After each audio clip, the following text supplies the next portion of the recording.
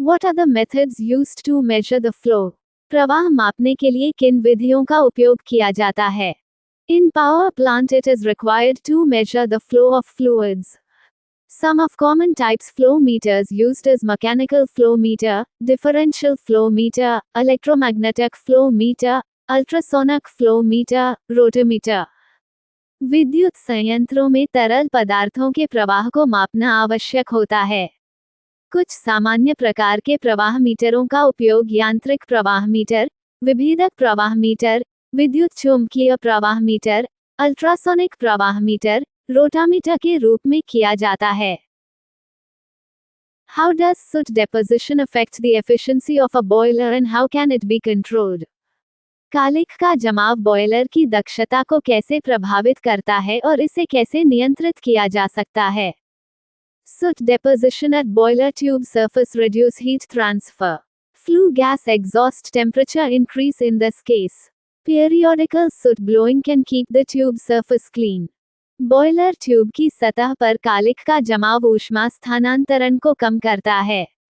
इस स्थिति में फ्लू गैस का निकास तापमान बढ़ जाता है।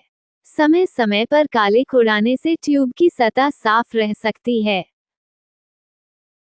What is cyclic process? चक्रीय प्रक्रिया क्या है? In cyclic process, a system moves from a given initial state, goes through a number of different changes in state going through various processes and finally, returns to its initial state. Therefore, at the end of a cycle, all the properties have the same value they had at the beginning.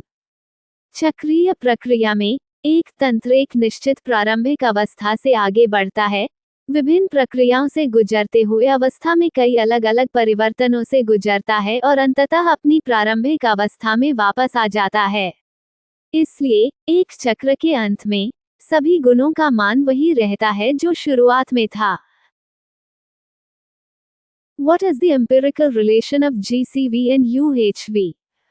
GCV और UHV का अनुभवजन्य संबंध क्या है?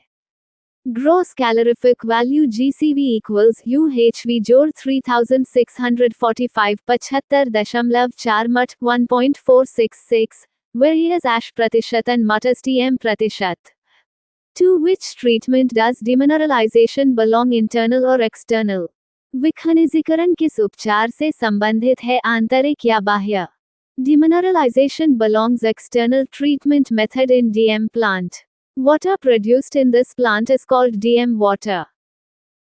DM संयंत्र में विखनिजीकरण बाह्य उपचार विधि से संबंधित है। इस संयंत्र में उत्पादित जल को DM जल कहा जाता है।